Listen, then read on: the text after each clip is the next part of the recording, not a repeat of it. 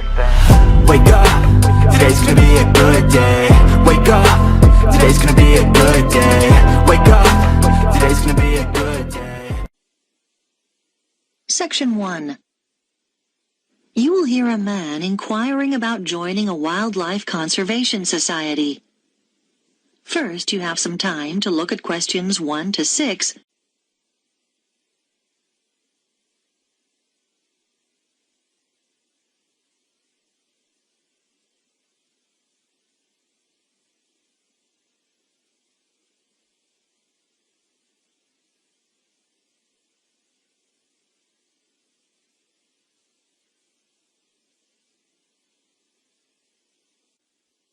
Listen carefully and answer questions 1 to 6.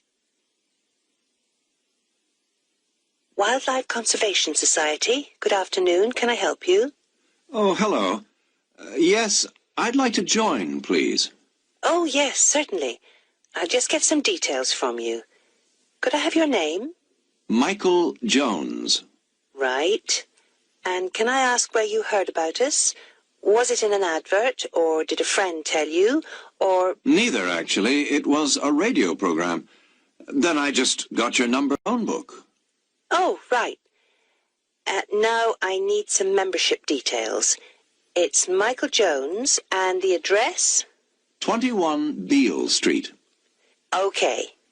Leeds. Fine. And do you know your postcode? Yes, it's LS14 2JW. Okay. And do you have a daytime telephone number we can contact you on? Yes, you can call me at work. The number's 011-73-586-42. And I can give you my office email address if you like.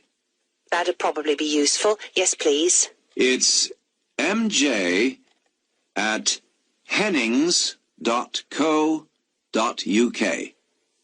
Is that HENNINGS? That's right. Yes? That's right. Thank you. Now, I just need to ask you some questions about exactly what you want. First of all, how long do you want the membership for? We do 2, 3, and 5-year memberships, and we also do one for life. I think I'll just get the minimum length this time round. Fine. And then the type of membership. We do single, joint, or family, which covers up to 4 children. Well, we haven't got any children, but I think I'll get the joint one because my wife will probably want to do the activities with me. Yes. Fine. Let me see. That'll be £49 altogether then, please. Before you hear the rest of the conversation, you have some time to look at questions 7 to 10 on page 2.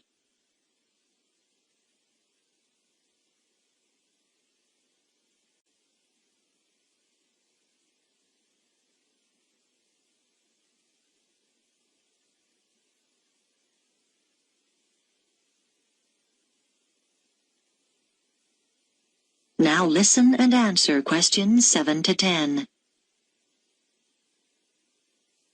How would you like to pay? By direct debit? No problem. I just need your bank details. Can you give me the name first? It's the Union Bank. And now I've got your name, but I need your account number. 01059612. Okay. When would you like to start payment? Next month, on the 1st of October, or... Can you make it the 15th instead? No problem. The membership will begin then, too. Is that all right? That's fine. Reference number in case there's any problem. Have you got a pen? Yes. It's JYZ37. And we'll be sending you an information pack within a few days. Is there anything else? Oh, yes. Could you send me an additional one? I've got a friend who's very interested. Certainly, no problem. I'll make a note of that. There's also a video we can send you if you like. There's no charge. Yes, please. That'll be great. That is the end of section 1. You now have half a minute to check your answers.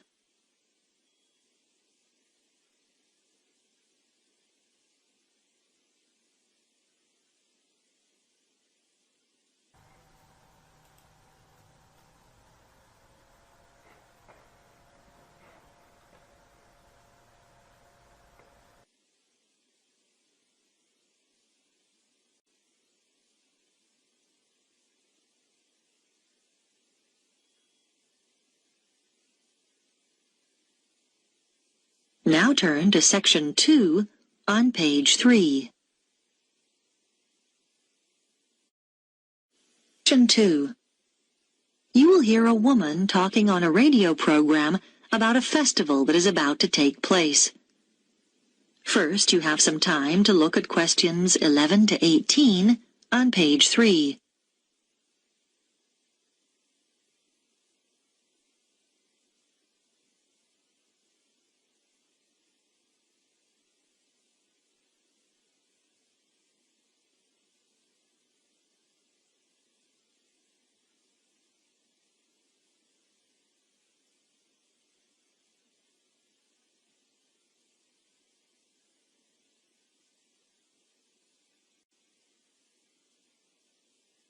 Now listen carefully and answer questions 11 to 18. I have in the studio with me Mary Smith from Yorktown Tourism, who is here to tell us about some of the events happening in our state capital over the next 3 weeks at the Spring Festival. So, Mary, what can we expect to see? Well, it's such an exciting time to be in Yorktown. To kick off the Spring Festival, there'll be a huge firework display down by the lake, starting at 9 p.m. this Saturday, the 4th of September. Over 10,000 fireworks will be set off, all choreographed to music and broadcast simultaneously here on Radio Yorkie. You should get there early if you want to get close to the action. So, bring along a picnic and a blanket, as it could get chilly in the evening. One of the things that attracts visitors to the festival from all over the country is the amazing collection of flowers on show in Central Park throughout the festival. Special buses will run from the town centre to the show at 20-minute intervals for those of you who prefer to take public transport. If you're interested in seeing the latest in cars, from the fastest to the most expensive, then head over to the motor show at the Exhibition Centre from the 10th to the 15th of September. It'll be open daily from 9 a.m. until 10 p.m. So you can even pop there after work. Do you like photography? Then go along to Grow Your Imagination, an exhibition of photographs of famous gardens, which will be held at the Art Gallery from the 11th to the 19th of September. Come and be inspired by some. I've had a sneak preview of some of the photographs, and they are magnificent. If music is more your scene, then you should come and hear the Australian Philharmonic Orchestra performing Swing in Spring at the Concert Hall on Friday the 17th and Saturday the 18th of September. It's a celebration of dance music from the 1940s and 50s. There'll be 3 performances. Both evenings start at 7 p.m. and a matinee performance at 2:30 on the Saturday. So, get your dancing shoes on and head there. It's guaranteed to get your feet tapping. Before you hear the rest of the program, you have some time to look at questions 19 and 20 on page 4.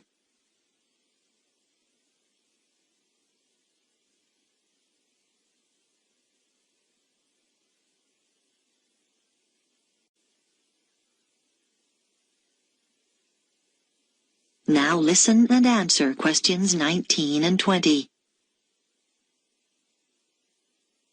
Those are just a few of the attractions on offer. But for something a little different, you could try Balloons Down Under, which is the largest gathering of hot air balloons in the Southern Hemisphere. It's well worth it, because there'll be over 25 balloons of all shapes and sizes, which is a truly amazing sight. I'm also happy to announce that one lucky person will get the chance to go up in one of these balloons absolutely free. That's the prize in our special Spring Festival competition. It'd normally cost you $200, so it's not a bad prize, eh? I'm sure you all want a chance to win, so you'll need to fill out the entry form in today's edition. Don't forget to include your phone number. And send it to Radio Yorkie. Make sure your entry reaches us by 5 p.m. on Thursday the 9th of September. Then, to see if you've won, just check out the festival's website on Saturday the 11th of September, where we'll publish the name of the lucky winner. It's such a fantastic prize, so hurry up and get your entry in. So, there you have it. Just a few of the special events happening here in Yorktown over the Spring Festival. And if you'd like any more details about the festival... That is the end of Section 2. You now have half a minute to check your answers.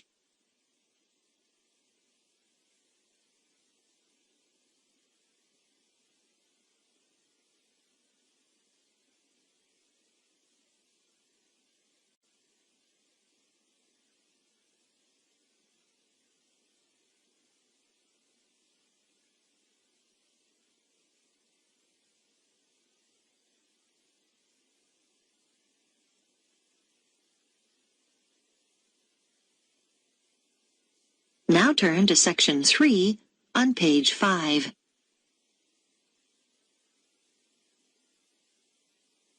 Section 3. You'll hear a student called Paul talking to a tutor about a course he is thinking of doing. First, you have some time to look at questions 21 to 25 on page 5.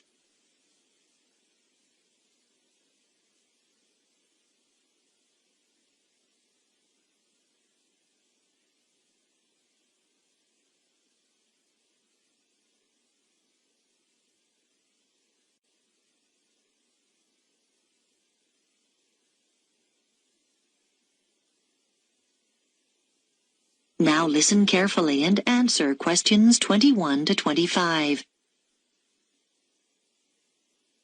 Good morning. Come in. You're Paul, are you? Yes, I spoke to you on the phone. Yes. Have a seat. You wanted to talk to me about the archaeology course? Yes, I've read the handbook, but I'd like to find out a few more details before I decide whether to do it. Right, yes. What would you like to know? Well, first of all, can I combine the archaeology course with one in anthropology? Yes, you can combine it with any other subject apart from classical history. That's simply because there's some overlap in the lecture times for those two courses. We weren't able to coordinate them. Okay, fine. And could you tell me about the modules? Well, in the first semester, all of them are compulsory. We don't offer optional modules till next year. Right. The first one focuses on what can be learned from specific artifacts, such as pottery and stone tools. It's called Object Matters, and it's taught by Dr. Morris. Is that... how is the module presented? I mean, is it lectures? We refer to the means of presentation as the learning method, and in this case, it's lectures integrated with practical sessions, so it's a mixture. What about the content? I suppose we'll be looking at different kinds of archaeological remains and how to date them and so on. To some extent, but the module is basically about processes. First of all, recording material, then classification, then interpretation of the data. That's how archaeologists draw conclusions about their findings. And finally, display. Yes, thanks. One other thing. How is the module assessed? Is there an exam? No, it's all based on coursework. Before you hear the rest of the discussion, you have some time to look at questions 26 to 30 on page 6.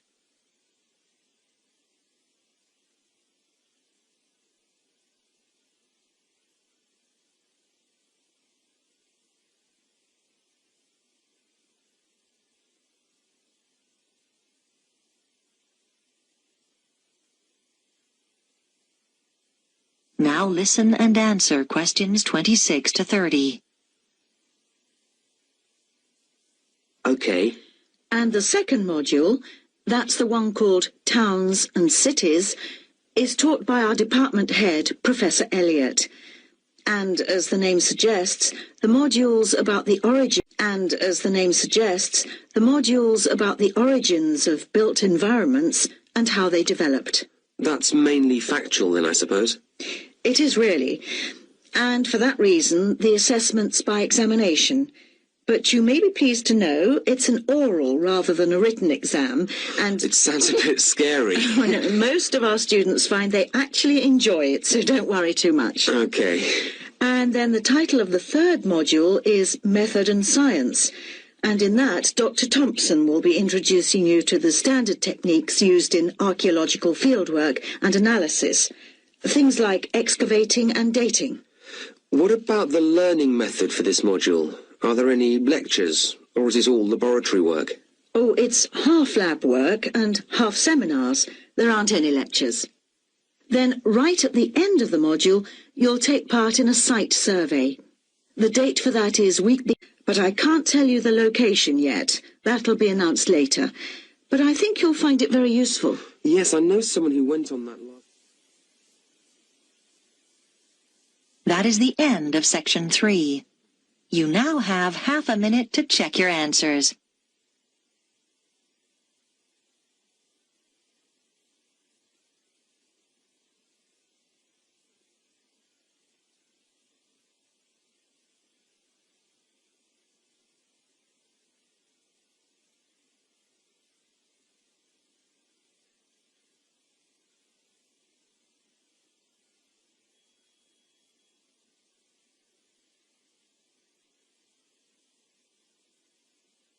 Now turn to Section 4 on page 7.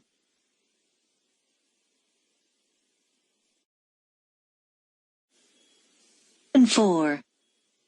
You will hear about the effects of our digital world on young people. First, you have some time to look at questions 31 to 40 on pages 7 and 8.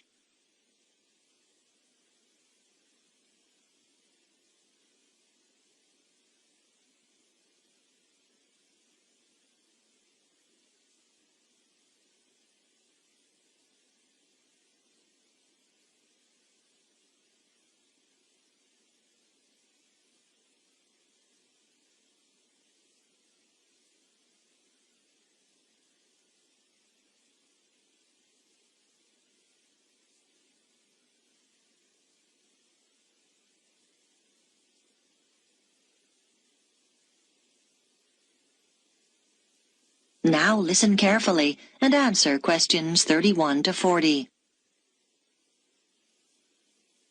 In this lecture series, we're looking at changes occurring due to the rapid spread of digital technology in the last decades of the 20th century. By digital technology, I include any computer-related devices such as email, the internet, cell phones, instant messaging, to name but a few. Today's lecture focuses on the ideas of Mark Prensky and what he believes are the major effects that high exposure to digital technology has had on young people today. Firstly, what exactly does Prensky believe? He argues that because today's young people have been born into a digital world and spend hours simply playing with technology, they've changed in fundamental ways. He believes they're evolving differently, and as a result, process information differently from previous generations. It's even possible that these young people's brains have physically changed, although whether this is literally true isn't yet known. Nor does Prensky go quite this far. Prensky divides people into digital natives and digital immigrants. Today's young people are the digital natives, and they belong in this new digital age because they were born into it and grew up as native speakers of the digital language of computer technology, whereas digital immigrants are those born in the generations before the digital age. Just as those who learn a second language often retain their foreign accent, the immigrants are usually, in varying degrees, not quite as effective at speaking the digital language as the natives are. For example, they're more comfortable finding phone numbers using a phone book or looking up information in an encyclopedia, rather than use the primary source of information. Prensky calls this the digital accent. Another example of the digital accent is scanning a manual for a computer program rather than assuming the program itself will teach you how to use it. Basically, people with a digital accent have never really stopped relying on their original non-digital means of sourcing information. They prefer doing things as they've always done them, without typing something into a computer.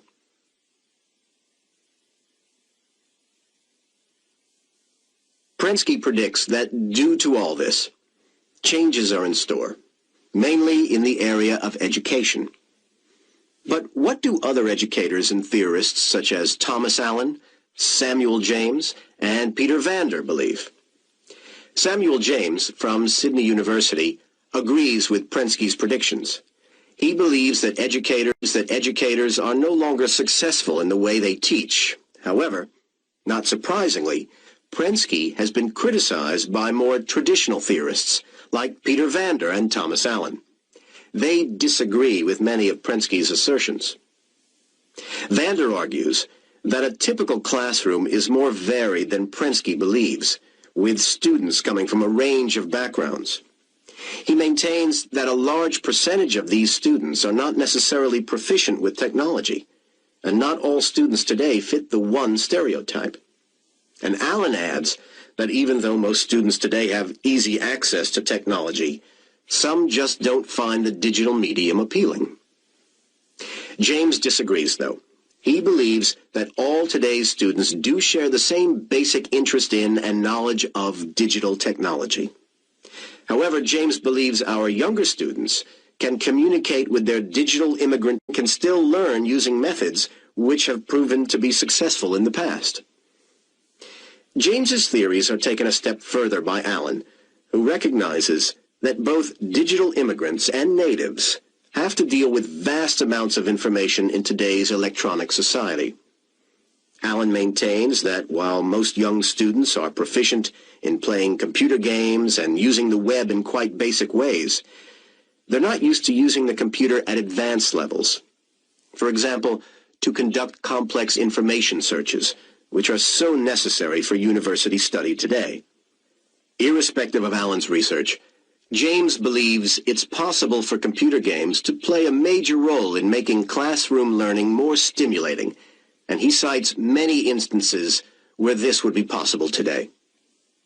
However, Vander asserts that rather than focusing on developing games, we should think of better ways to assist teachers, because no computer program comes close to doing what a human teacher does every day.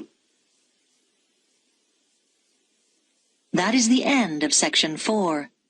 You now have half a minute to check your answers.